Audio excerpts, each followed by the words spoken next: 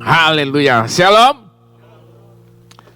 Hari ini kita masih tetap melanjutkan serial khotbah kita. Ingat serinya apa serial khotbah? Hidup terhormat ya. Jadi kita masih dalam tahun 2024 nih, tahun kemajuan dalam Tuhan. Amin. Jadi kalau sampai nggak maju-maju malah mundur, aduh saya nggak tahu lagi mau ngomong apa ya kan. Nah hari ini kita akan berbicara tentang hidup terhormat di hadapan Tuhan. Saya percaya ini menjadi setiap kerinduan setiap kita supaya kita hidup terhormat. Amin. Orang tuh pada prinsipnya mau hidup terhormat, dihormati, mendapatkan penghormatan ya kan. Kenapa sih kita seringkali berlomba untuk mendapatkan sesuatu secara lahiriah dalam hidup nih? Intinya cuma satu, ingin supaya hidup kita terhormat kok. Amin. Terhormat, dihormati, dapat penghormatan ya kan. Nah, saya ajak kita masih tetap sebagai ayat pendahuluan kita 1 Timotius 4. Kita baca satu ayat aja ya. Jadi ini masih kelanjutan ya saudara ya, serial khotbah ini. 1 Timotius 4 ayat yang ke 12, sama-sama kita baca dengan suara yang mantap, saudara. 3, 4. Jangan seorang pun menganggap engkau rendah karena engkau muda. Jadilah teladan bagi orang-orang percaya dalam perkataan, dalam tingkah lakumu, dalam kasihmu, dalam kesetiaanmu, dan dalam kesucianmu. Nah di sini Paulus bilang kepada siapa? Kepada anak rohaninya, jangan seorang menganggap engkau rendah. Nah, untuk supaya tidak dianggap rendah, dia bilang katakan apa sini? Jadilah teladan, ya kan? Jadi supaya tidak dianggap rendah harus menjadi teladan. Kualitas hidup seseorang itu tidak ditentukan oleh usia hidup. Yang setuju katakan amin. Tetapi kualitas hidup seseorang ditentukan dari pola kehidupannya. Menjadi teladan, menjadi contoh, atau justru menjadi batu sandungan. Saya selalu bilang menjadi tua itu pasti. Saudara nggak usah minta tua, pasti tua.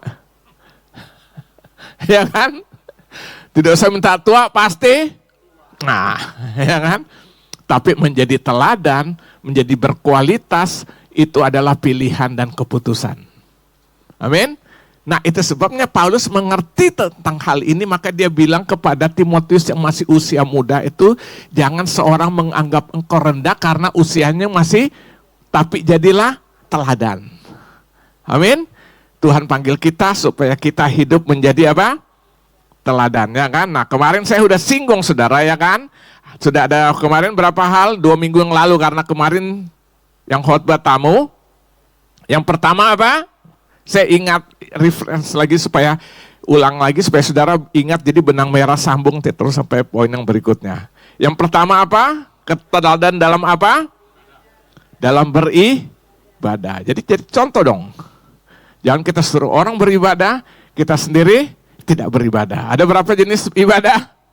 2. Yang pertama, yang bersifat personality, hidup yang kita persembahkan bagi Tuhan. Yang kedua,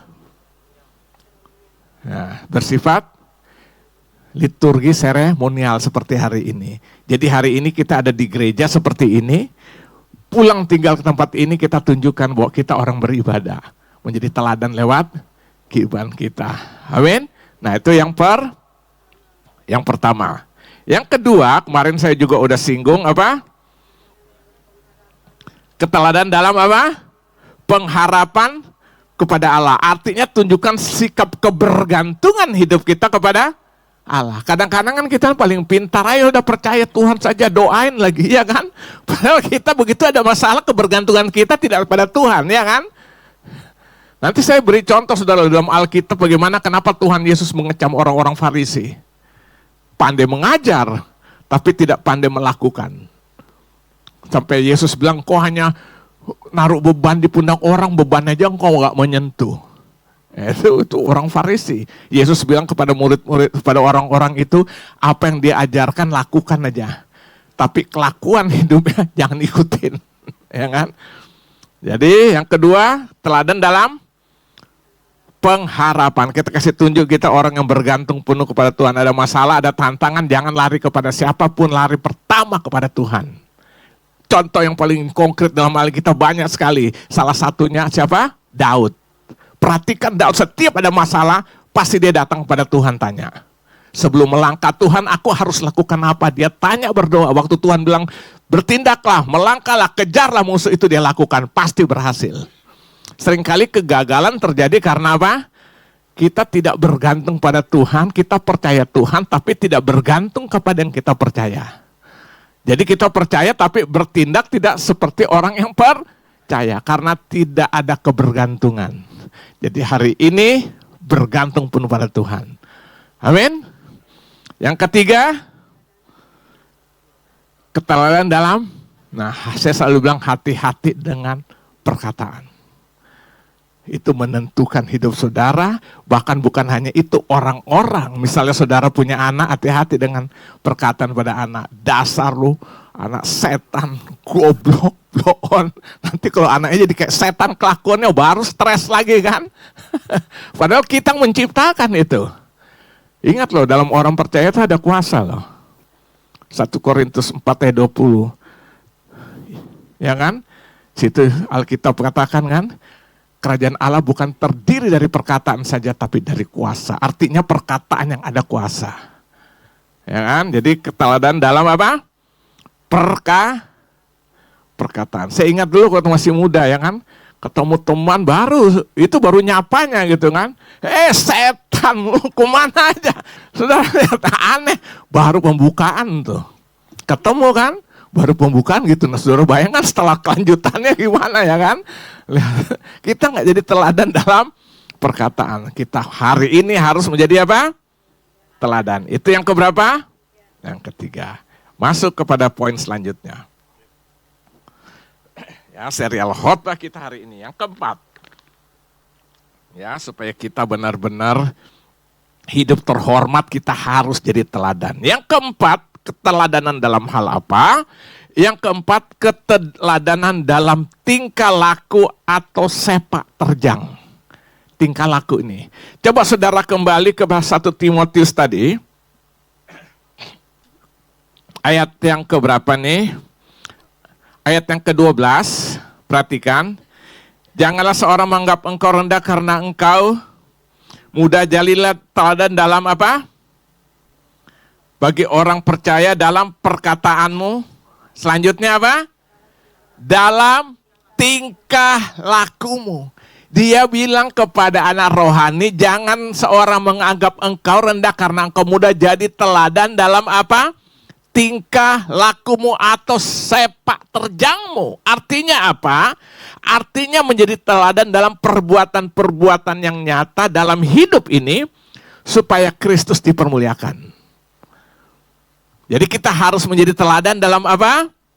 Perbuatan-perbuatan yang nyata dalam hidup kita ini, supaya akhirnya Kristus dipermuliakan. Coba lihat di dalam Injil Matius 5 ayat 15 sampai 16. Matius pasal 5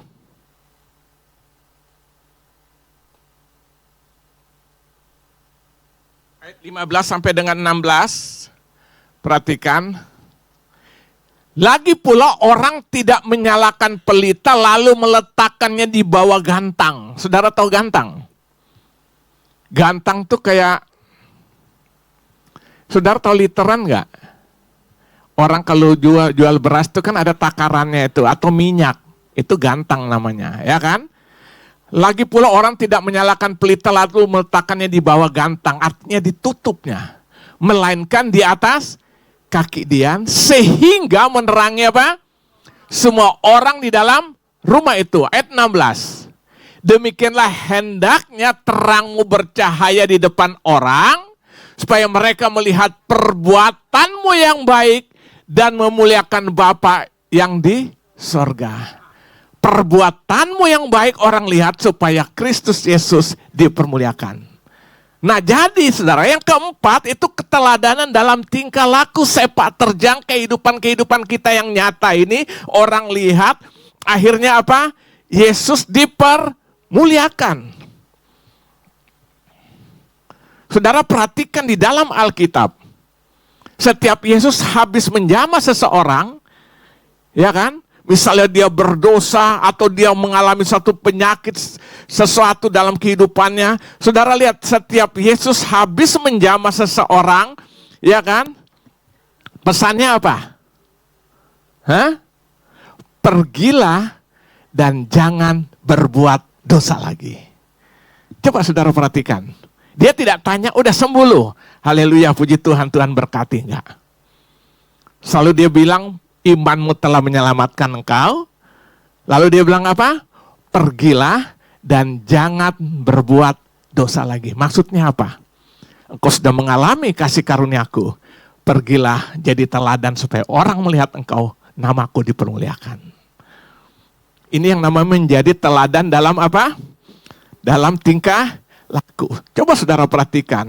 Ingat wanita yang mengalami, yang ketangkap berzina itu loh. Diseret kan, dibawa ke depan Yesus.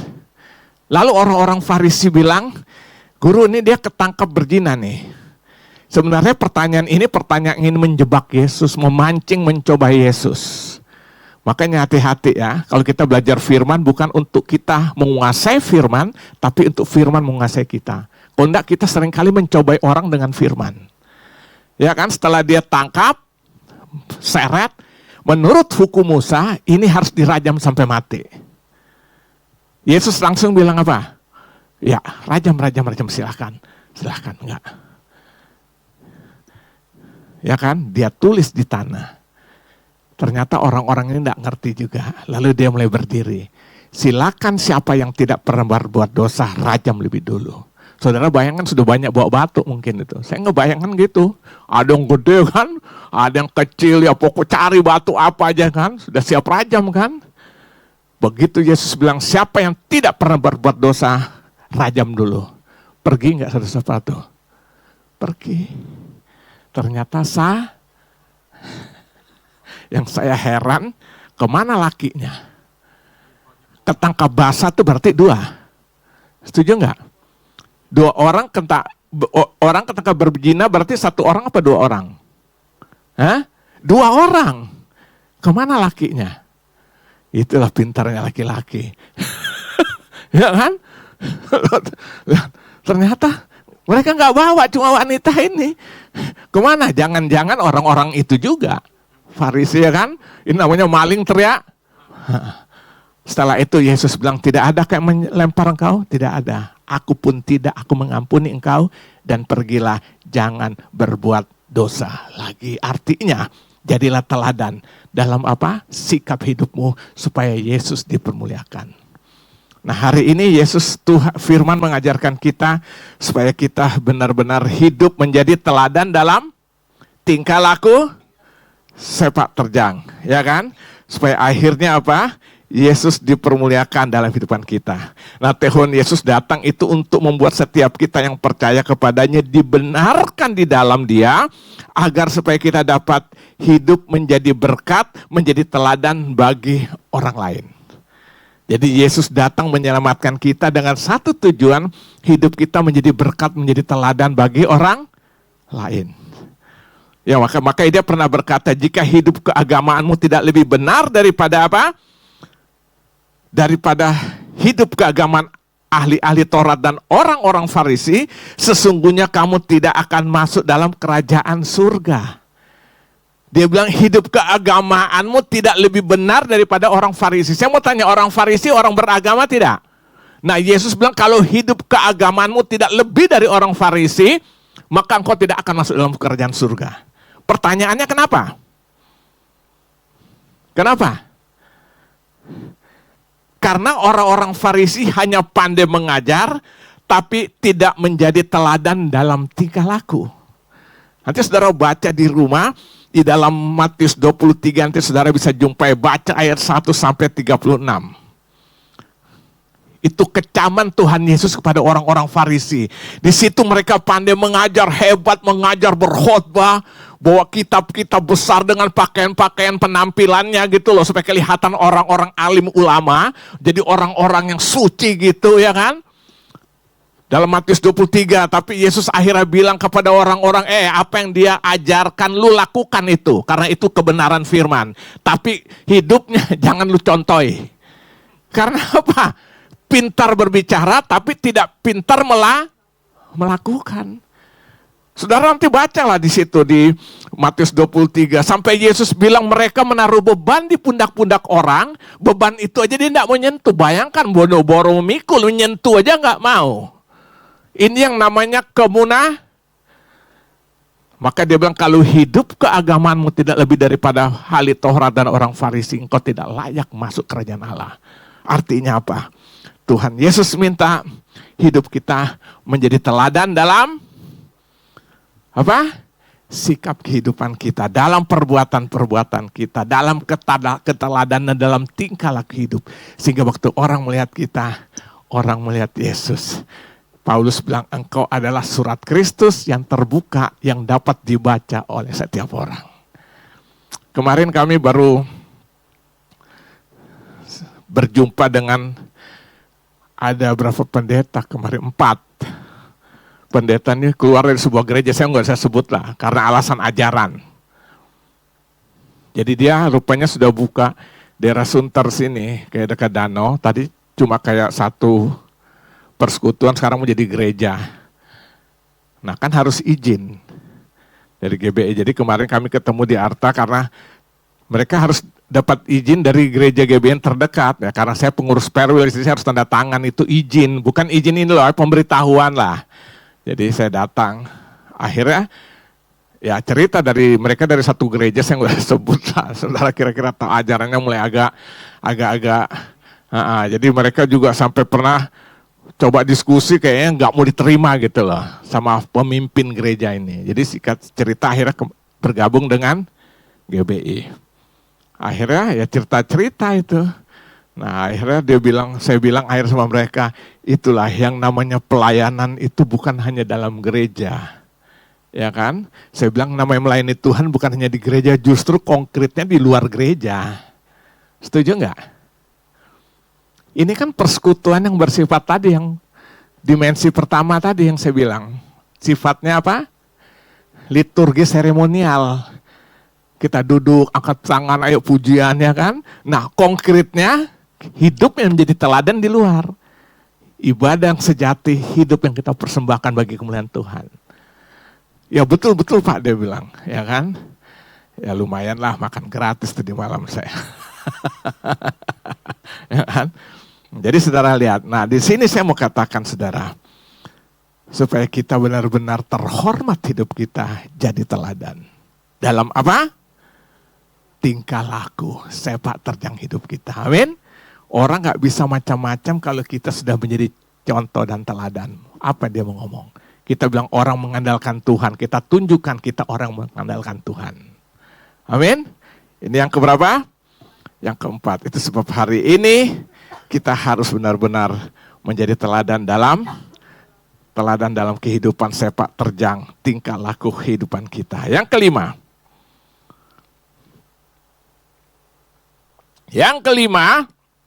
Supaya hidup terhormat harus menjadi teladan.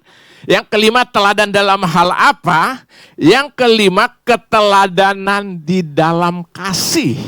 Kita tetap di dalam Timotius tadi. Ayat 12, dalam perkataanmu, dalam tingkah lakumu, terus dalam apa? Kasihmu. Jadi saudara, yang kelima, keteladanan dalam hal apa supaya hidup kita terhormat di dalam kasih kita. Artinya apa? Hidup kita harus memancarkan kasih Kristus yang sudah kita terima di dalam Dia. Saudara sudah terima Yesus belum? Waktu saudara terima Yesus berarti terima apanya sekaligus di dalamnya? Itu disebut dengan agape, kasih Kristus. Makanya Alkitab bilang Kristus adalah kasih adanya. Nah kasih yang di sini saya pernah jelaskan itu disebut dengan agapao atau agape. Kasih agape itu kasih pengorbanan yang berkorban, tidak pernah menuntut. Kalau manusia punya kasih selalu menuntut. Coba misalnya ibu, suami agak-agak aneh-aneh, marah nggak? Karena yang ada biasa dominan itu yang namanya eros. Kasih kan ada 4. Saya pernah jelaskan. Pertama, yang ketiga yang dimiliki oleh kita semuanya loh. Saudara nggak usah minta, saudara lahir sudah membawa kasih itu. Yang bernama filio, persahabatan. Makanya teman kita berantem, kita ikut bela. Masalahnya nggak perlu tahu, gue bela dulu. Itu karena dorongan kasih itu. Sekolah A sama sekolah B berantem. Coba tanya, lu tahu nggak masalahnya? Nggak tahu. Karena gue lihat teman gue bela satu sekolah, gue ikut. Kedorongan itu yang namanya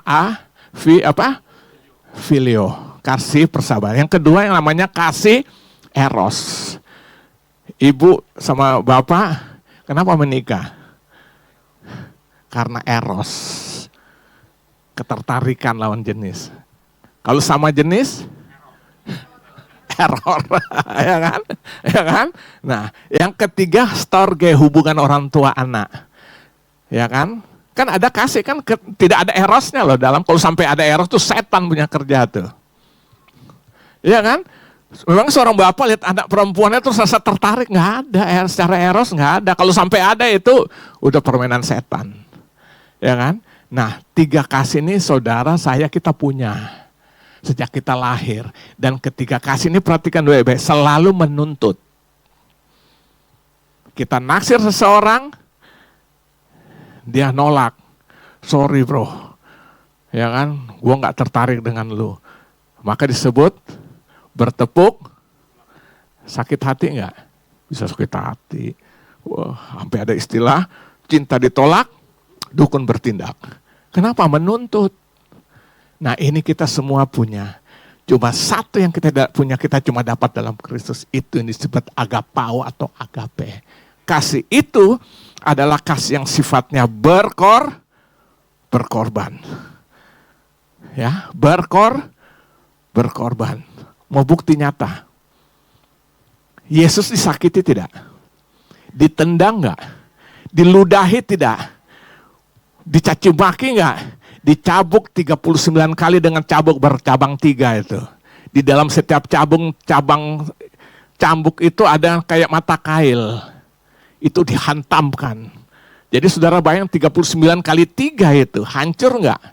Waktu ditarik itu, robek. Karena kaitkan daripada mata kail itu. Ini disebut dengan bilu robekannya itu.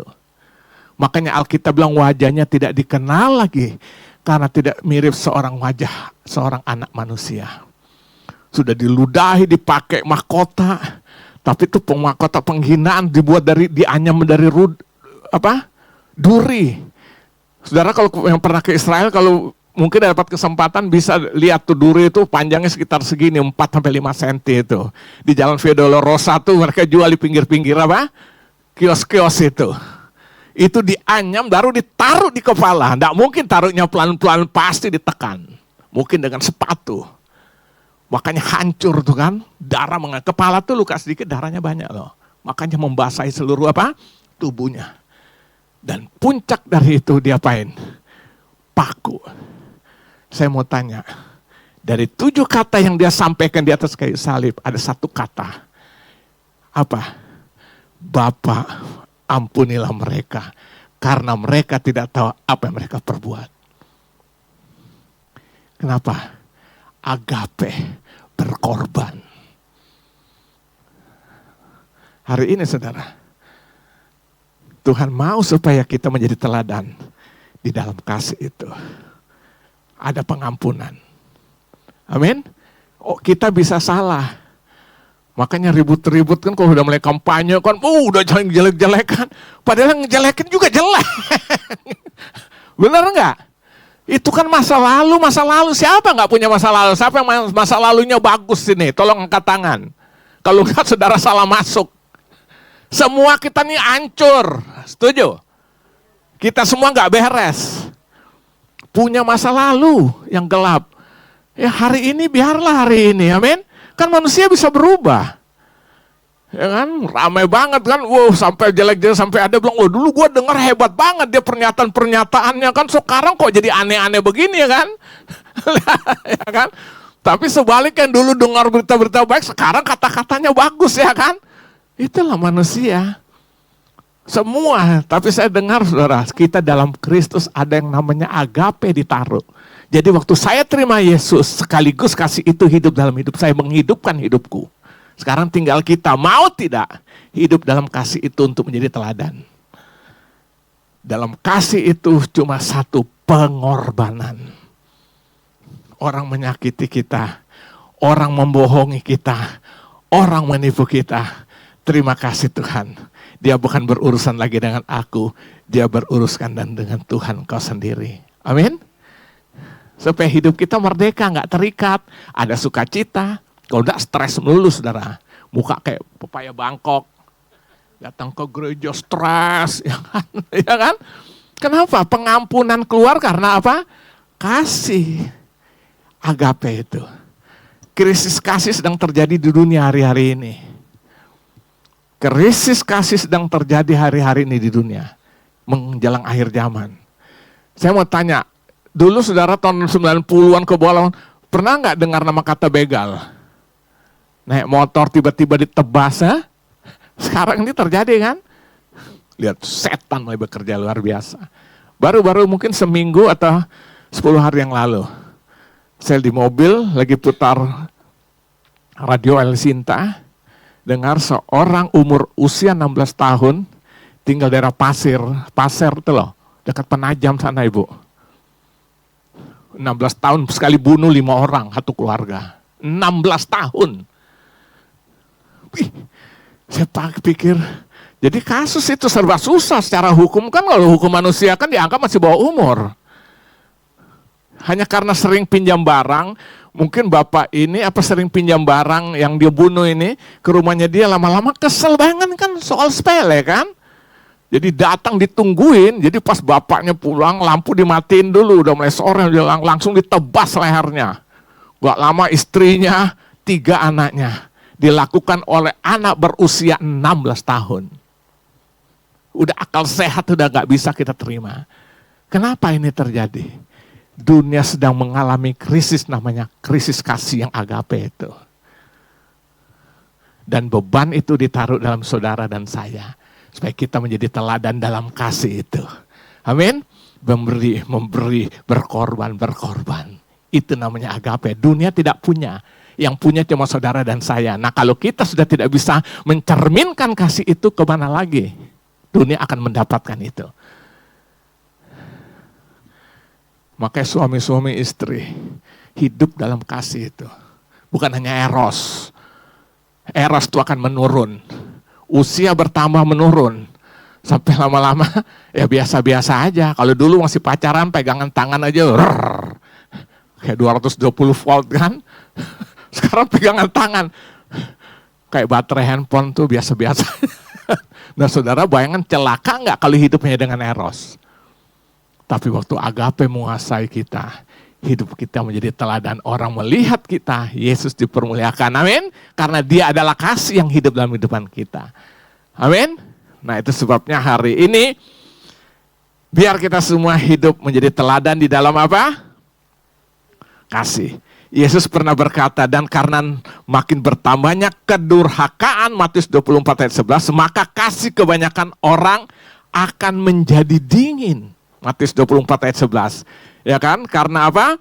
Makin bertambahnya kedurhakaan, maka kasih kebanyakan orang menjadi dingin. Dunia sedang krisis kasih. Satu-satunya Tuhan tempatkan kita di dunia ini menjadi duta-duta kerajaan Allah untuk menyatakan kasih itu. Amin?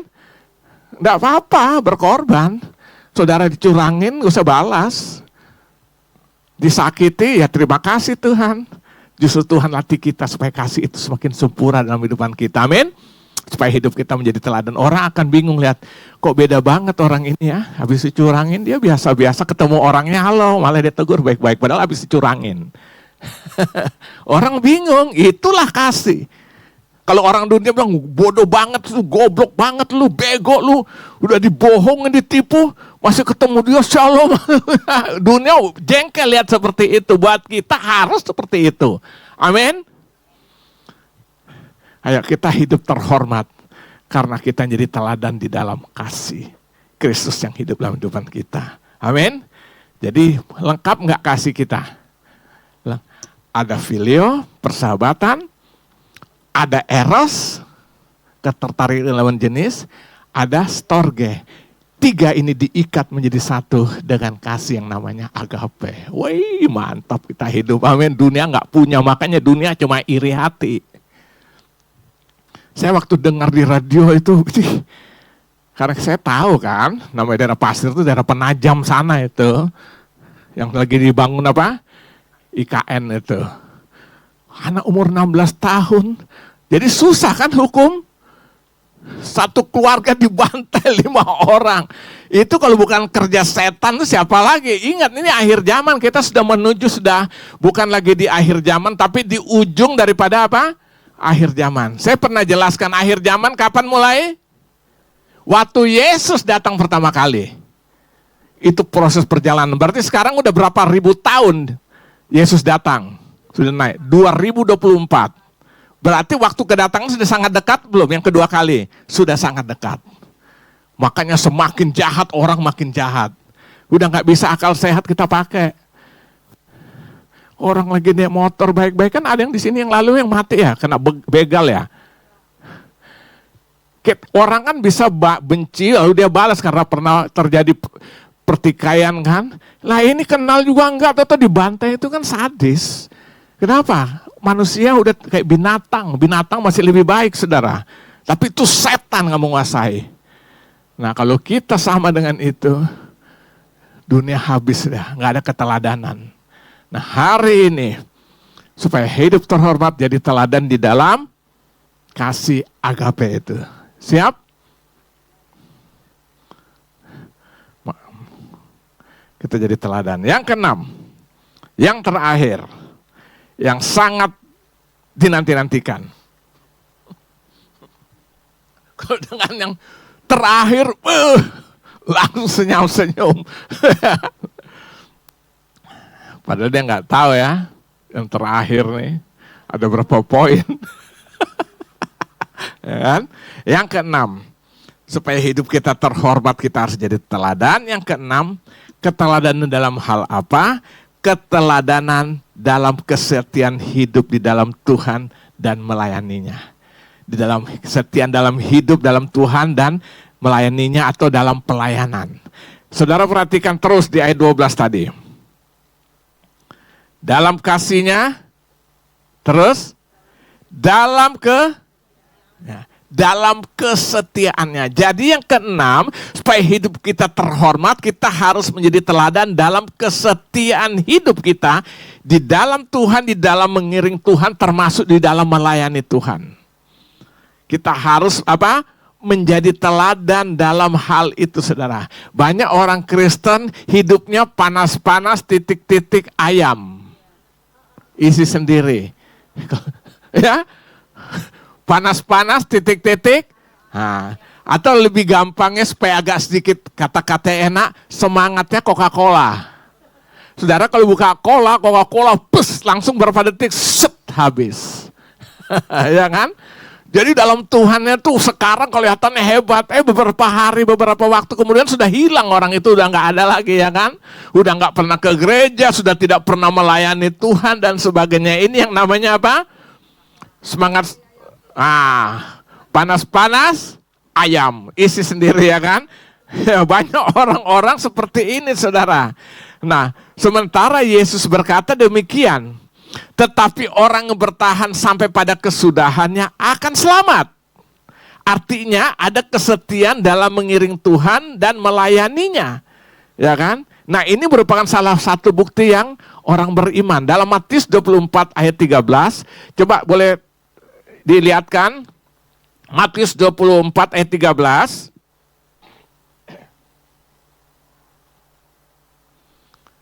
Matius 24 ayat 13, lihat. Tetapi orang yang bertahan sampai apa? Pada kesudahannya apa? Akan selamat. Yang bertahan pada kesudahannya, dia akan selamat. Artinya kalau kita bicara bertahan sampai pada kesudahannya akan selamat, itu berbicara tentang apa di dalamnya? Bertahan. Kesetiaan. Saudara start lari dari titik A ke titik B. kapan kita bisa sampai di titik B? Kalau kita terus bertahan. Berarti butuh satu proses waktu. Dalam proses waktu dibutuh sampai kita bisa sampai di garis finish yang namanya kesetiaan. Nah, kita harus menjadi teladan di dalam kesetiaan. Makanya Paulus pernah berkata, aku telah mengakhiri pertandingan yang baik, aku telah mencapai garis akhir dan telah memelihara iman. Sekarang telah tersedia mahkota kebenaran yang akan dikaruniakan kepadaku oleh Tuhan. 2 Timotius 4 ayat 7 sampai 8 kalau saudara baca di situ. Coba lihat ayat 7 sampai yang ke-8. 2 Timotius 4 ayat 7 sampai 8 saya berkata, aku telah mengakhiri pertandingan yang baik, aku telah mencapai garis akhir dan aku telah memelihara iman. Sekarang telah tersedia bagiku mahkota kebenaran yang akan dikaruniakan kepadaku oleh Tuhan, hakim yang adil pada harinya. Tapi bukan hanya kepadaku, melainkan juga kepada semua orang yang apa? Merindukan kedatangannya. Dia bertahan dari awal sampai akhir, maka mahkota kebenarannya tersedia bagi dia. Awal sampai akhir itu satu proses waktu. Dalam proses waktu kita dibutuhkan satu hal yang namanya kesetiaan. Sekali Yesus, tetap Yesus, selama-lama Yesus. Sekali melayani, tetap melayani, selama-lamanya melayani. Amin. Itu dibutuhkan yang namanya apa? Kesetiaan. Ada lagu lama kan? Setia-setialah, setialah sampai mati, seperti Tuhan Yesus. Setialah sampai mati, apakah balasanmu untuk kasih setianya? Setia-setialah, setialah sampai mati. Yesus mengakhiri pertandingan.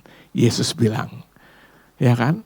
Dia sampai terakhir dia bilang, tetelestai, sudah selesai, sudah genap. Ada unsur kesetiaan yang Yesus nyatakan. Paulus juga menyatakan, aku telah mengakhiri pertandingan, mahkota kebenaran tersedia bagiku. Jadi kita harus menjadi apa? Orang-orang yang setia, menjadi teladan dalam kesetiaan supaya hidup kita terhormat. Jangan hari ini kita ada di gereja, ikut Tuhan, besok hilang kemana.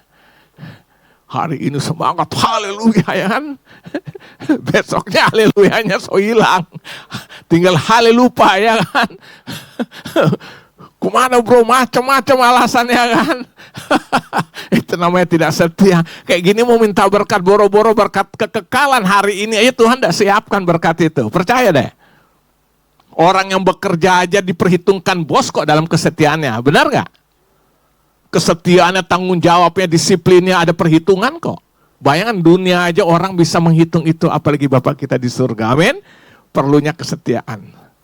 Satu saat Mother Teresa, pernah tahu ya? Mother Teresa, seorang yang pelayanannya hanya kaum kapa, orang miskin, orang-orang kusta dia layani. Satu saat kakaknya seorang tentara berkata begini sama dia, buat apa kamu melayani seperti itu? Karena apa? Kakaknya yang anggap pelayanan itu sepele. Dia seorang tentara, ya mungkin seorang perwira. Lalu apa jawab Mother Teresa itu? Tuhan memanggil kita bukan untuk menjadi orang terkenal, tapi Tuhan memanggil kita untuk menjadi orang yang setia. Sejarah mencatat berapa kali dapat piala Nobel. Dia bukan kejar itu, tapi hasil upah daripada kesetiaan di dunia aja sudah dihargai. Dia tidak menjadi cari terkenal, tapi terkenal gak? Menjadi teladan. Orang-orang kusta tuh dia, kalau saudara saya pernah nonton dia punya film tuh loh. Ya bukan film, mungkin cuma diputar gitu lah peristiwa perjalanannya itu. Orang-orang kusta dia angkat, dia rawat, dia beri makan, pokoknya dia rawat semua pelayanan-pelayanannya dia lakukan. Makanya kakaknya lihat nih hal yang remeh kan. Lalu kakak bilang, ngapain lu kerja gitu? Dengan bangganya, lalu dia jawab, Tuhan memanggil kita bukan untuk jadi orang terkenal. Tuhan memanggil kita untuk menjadi orang setia. Dapat piala Nobel berapa banyak, dia tidak kejar itu. Itulah dampak upah di dunia ini, jadi teladan dihormati. Apalagi nanti di Bapa di surga. Sampai akhir hidupnya tetap melayani Tuhan dengan caranya dia. Terkenal kan Mother Teresa kan? Dia sebenarnya orang Polandia nggak salah ya, cuma pelayanan di Kalkuta ya. Pelayanan nggak pakai begini saudara. Orang-orang yang kita mungkin anggap remeh itu dilayani itu dalam kesetiaan sampai akhir hidupnya. Lihat, kita harus menjadi teladan dalam kesetiaan supaya hidup kita apa? Terhormat. Contoh dalam Alkitab banyak sekali. Ayub menghadapi masalah nggak? Hancur nggak hidupnya? Tubuhnya borok, anaknya 10 mati, hartanya habis, rumahnya rubuh. Ya kan, lagi sedang pesta, hancur tuh kan, sampai anaknya. Saya mau tanya, Ayub meninggalkan Tuhan nggak? Dia bilang, Tuhan yang memberi, Tuhan yang mengambil. Aku lahir telanjang, Tuhan memberi, Tuhan mengambil. Terpujilah nama Tuhan. Luar biasa kan? Sampai akhirnya dia dipulihkan semua kekayaan 2 kali lipat dikembalikan. Apalagi tubuhnya Alkitab bilang dipulihkan sama Tuhan seperti kulit bayi. Dan anaknya 10 orang Tuhan kembalikan, dia dapat 10 anak kembali dan lebih cantik dan lebih gagah dari anak-anak yang pertama. Karena kesetiaan. Orang gak setia karena apa? Ambisinya terlalu. Tapi dia tidak mau lewat dalam satu proses perjalanan waktu itu loh. Ya kan, kita lihat contoh Ayub. Siapa lagi? Rasul Yohanes. Saudara pernah baca kitab Wahyu enggak? Banyak kan tentang akhir zaman kan? Siapa yang menulis itu? Rasul Yohanes. Tahu enggak dia sejarah hidupnya? Salah satu murid yang dibakar, yang digoreng hidup-hidup. Sadis kan, digoreng tapi enggak mati. Akhirnya dia lempar, dibuang ke Pulau Patmos. Di situlah dia berjumpa dengan Tuhan, banyak menyatakan dirinya. Tertulislah kitab Wahyu. Seorang yang rela terbenderita di dalam kesetiaannya kepada Tuhan. Amin. Jadi terhormat karena menjadi teladan. Siapa lagi? Banyak banget saudara. Petrus. Kan kita kalau dengar cerita Petrus cuma dengar apa? Penyangkalannya sebelum ayam berkokok 3 kali engkau menyangkal, itu aja yang masuk di otak kita kan. Tapi saudara tahu akhir hidupnya tetap dalam Tuhan. Sampai waktu dia mau dihukum mati kan, dia bilang salibkan aku dengan kepalaku di bawah. Tidak minta kepala di atas. Aku tidak layak dibandingkan dengan Yesus. Ini kan mati penghinaan sekali kan. Lihat, dulu pernah menyangkal, sekarang nama yang sama demi nama itu, dia rela disalibkan kepala di bawah. Ada satu bukti kenyataan dia buktikan, dia tetap setia. Amin. Makanya sampai dia bilang, kalau engkau takut, khawatir, jangan takut, jangan khawatir, serahkan itu kepada Allah, dia akan memperdulikan hidupmu. 1 Petrus 5 ayat 7. Padahal yang menulis itu orang yang pernah menyangkal. Tapi dia tetap bangkit, setia, sampai akhir hidupnya. Hidupnya terhormat gak? Nah, kita bisa terhormat kalau kita menjadi teladan di dalam apa? Kesetiaan. Amin. Nah, pagi hari ini saudara, biar kita setia terus. Ada masalah? Kesian banget. Cuma satu kayak gitu. Ini banyak. Kapan senang ya lo? Ya kan? Ya saudara, masalah ada, tantangan ada. Tapi seringkali yang bikin berat karena kita punya pola pikir tentang masalah itu loh. Kita liatin ya lama-lama Yesusnya yang besar jadi kecil. Yang lebih besar apa? Tapi kalau kita pandang kepada Yesus, masalah yang besar menjadi kecil, justru sebaliknya.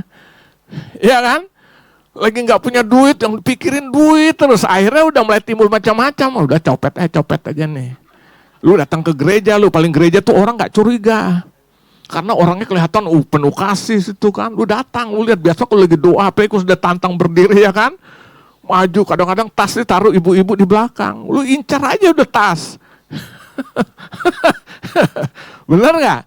Oh, saudara pikir di gereja aman. Saya sampai kadang pikir di gereja udah gak aman, gimana di pasar ya kan. Ya kan? Padahal masalahnya sebenarnya gak besar. Yang membesarkan apa? Makanya Paulus bilang, taruhlah pikiranmu dan juga perasaanmu seperti terdapat dalam Kristus. Filipi 2 ayat 5. Jadi mindset kita harus kita ubah. Masalah itu sebenarnya nggak besar. Yang bikin besar karena apa? Pola pikir kita terhadap masalah. Tuhan bisa nggak memberkati kita dengan kebutuhan uang? Sangat bisa.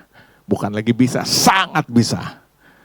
Dengar kesaksian-kesaksian orang lagi susah, lagi butuh, tiba-tiba pas saatnya ada yang memberi pas jumlahnya dengan kebutuhan.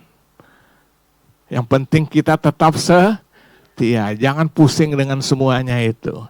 Ya kan, yang penting kita bisa mengatur dengan bijaksana. Amin.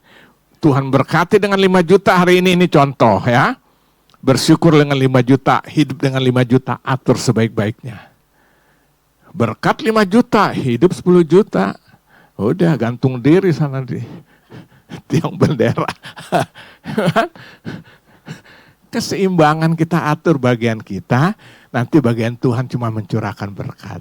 Amin. Sebenarnya saya mau jujur katakan, anak Tuhan itu tidak kekurangan loh. Siapa bilang kurang? Itu kan relatif. Contoh, apa ukuran kurang? Ada nggak bisa menjelaskan? Waktu saya bertobat lagi kalau saya dapat pemahaman yang baru. Apa ukuran kurang?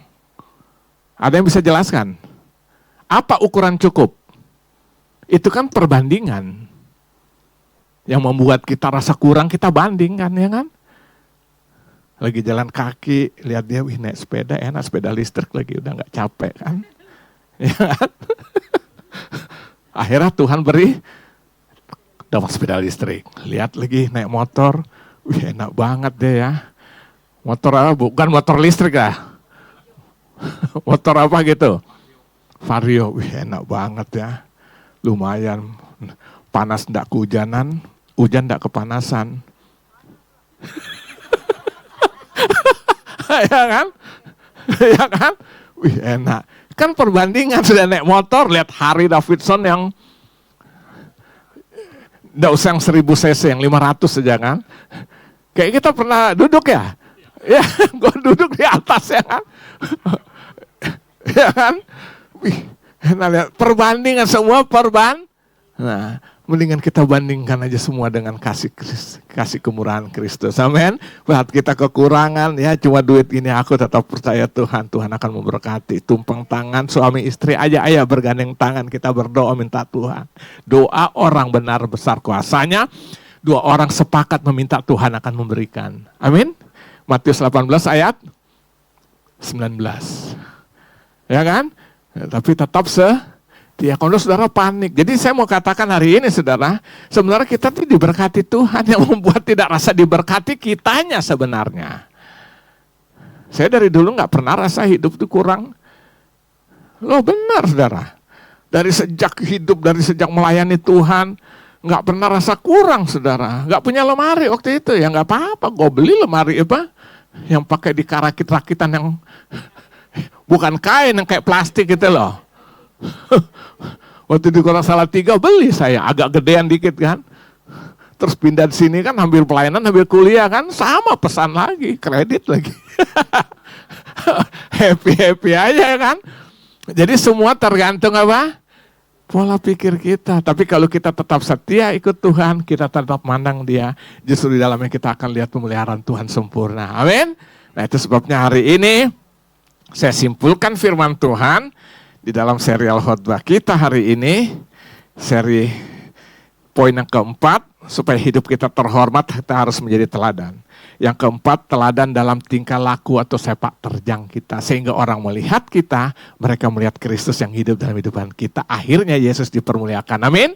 Yang kelima, kita harus menjadi teladan dalam apa? Di dalam kasih. Dan kasih itu adalah kasih agape. Ini membedakan kita dengan orang dunia. Orang dunia punya kasih enggak? Tapi selalu orientasinya diri sendiri. Gua kasih lu supaya nanti satu saat gua minjam dari lu balikin, utang budi. Kekristenan tidak berbicara hutang budi. Yesus kalau berhutang siapa bisa bayar? Ya kan? Kalau kita hutang sama dia, kita nggak bisa bayar kok. Ya kan? Dia memberi tanpa mengingat-ingat lagi. Ya kan? Kasih orang dunia, kalau gua tolong lu, ingat loh, nanti satu saat gua kalau butuh gua minta tolong, lu harus bayar. Lu harus menolong gua. Enggak nolong. Weh, itu ceritanya. Dari timur sampai ke barat, dari utara sampai selatan diceritain, ya kan?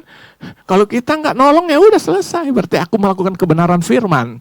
Akhirnya Tuhan dipermuliakan. Terus selanjutnya keteladanan dalam kesetiaan. Hari ini saudara ada ikut Tuhan, hidup dalam Tuhan, tetap ada tempat ini saudara tetap melayani Tuhan, saudara tetap hidup dalam Tuhan, tetap sampai Tuhan panggil, tetap ada dalam Tuhan. Amin. Supaya khotbahnya kalau saudara innalillahi wa inna ilaihi rajiun gak nyusahin pendeta.